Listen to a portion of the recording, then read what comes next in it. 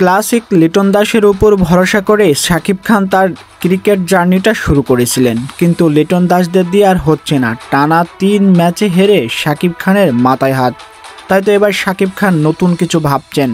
একাধিক বিগ হিটারকে দলে আনার প্রচেষ্টা চালিয়ে যাচ্ছেন। Rashid Khan, Maxwell, Henrique Klaasen এবং আন্দ্রে রাসেলকে দলে ফেরাতে মরিয়া শাকিব খান।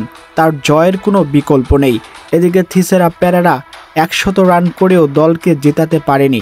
তাই তো শাকিব খান এবার বিকল্প পথে হাঁটছেন। ঢাকার সাপোর্টারদের জন্য অবশ্যই সুখবর, অন্তত 2 জন বিগ হিটার দলে যদি আনতে পারেন সেটাও দলের জন্য ভালো। এদিকে আরেকটি দুঃসংবাদ অপেক্ষা করছে শাকিব খানের দলের জন্য। ঢাকা ক্যাপিটালসের হয়ে পিপিএল খেলার কথা ছিল পাকিস্তানের হার্ড হিটার ব্যাটসম্যান সাইম আইয়ুবের। এদিকে দক্ষিণ আফ্রিকার বিপক্ষে পায়ে চোট পেয়ে 7 সপ্তাহের জন্য মাঠের বাইরে সাইম আইয়ুব।